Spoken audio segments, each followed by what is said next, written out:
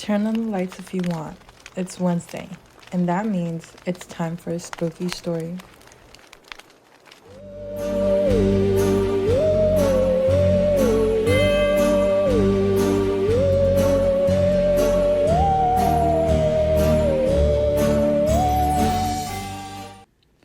This story is based on something that really happened to me, and even now, I can't fully explain it. When I was 19, I flew alone to a remote island. The first thing I noticed wasn't the view. It was the smell. It hung in the air the moment I stepped off the plane. Not rotten, not sweet, just wrong. Like something old buried too close to the surface. As the sun set, the ocean shimmered gold, almost blinding, but the land behind it felt heavy. The valleys were lush, the trees thick, and the soil dark red, too red.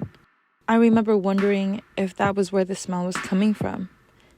I didn't stay on the thought long. I had a room waiting for me.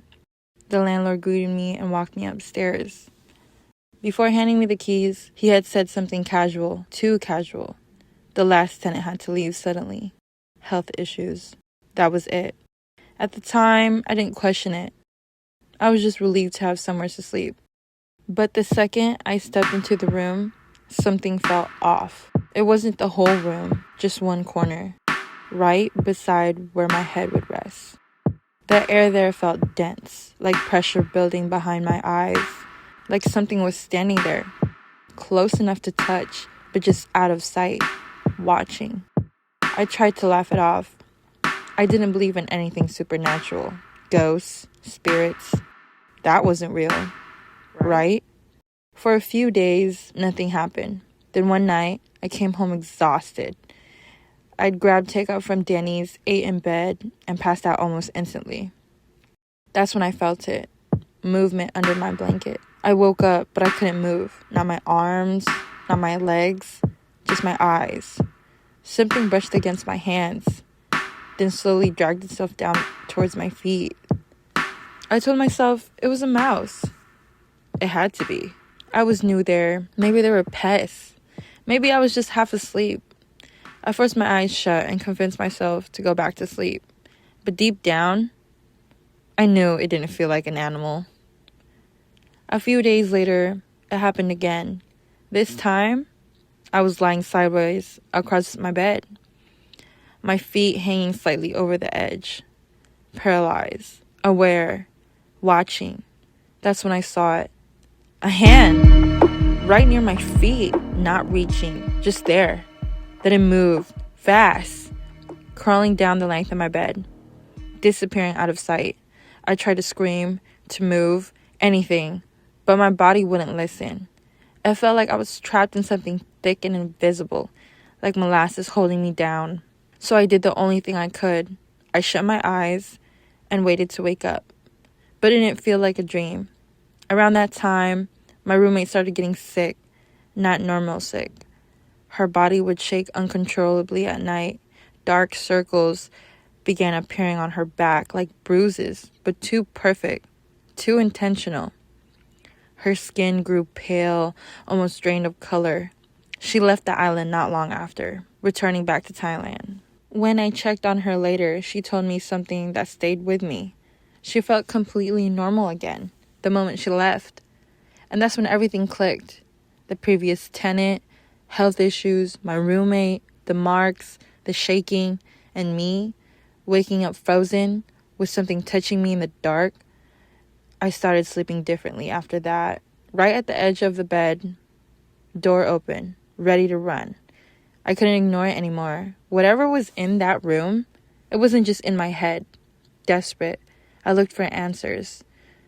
Someone told me to place salt and cinnamon sticks by the doorway, an offering, protection. So I did. Days later, while walking back to Denny's, under a bright, normal-looking sky, I told a local everything. They listened quietly. Then they said a word I've never heard before.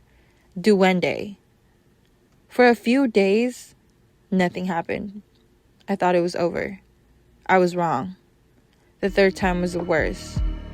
It started the same way. I woke up, but couldn't move. Only my eyes. This time, I was already facing the door. Slowly, my vision drifted upwards from the floor to the dresser beside it. And that's when I saw it. A small figure, child size, pitch black. It stood partially behind the edge of the dresser, watching me. Its eyes, wide, endless, blacker than the rest of its body. Then it smiled. Its teeth were bright white, stretched into a crooked, unnatural grin. I tried to look away. I couldn't. My body felt trapped in something thick, like I was sinking into another layer of reality. Like I had to fight through something heavy just to move a single muscle. Then it moved, climbing up the walls, closer, until it was above me, watching, waiting. I panicked. I fought with everything I had to wake up, to break free, to move. And suddenly, I could. I shot up, gasping, my body heavy, my head filled with fog, terrified. I called my friends. I told them everything, the room, the hand, the figure, the sickness, the tenant before me. I couldn't ignore it anymore. Then my landlord came. He had heard the noise. He pulled me aside, trying to calm me down. I remember grabbing him, asking him over and over, "Don't you believe me?" At first, he stayed quiet. Then slowly, he said, "I believe you." My stomach dropped. He looked at me and continued, "I know they're here." My chest tightened. "They watch my property." I froze. Then he smiled. "Why do you think I'm so rich?" In that moment, everything made sense. The tenants, the sickness, the thing in my room. I hadn't just seen something. I was living with it. And my landlord wasn't afraid of it. He owned it.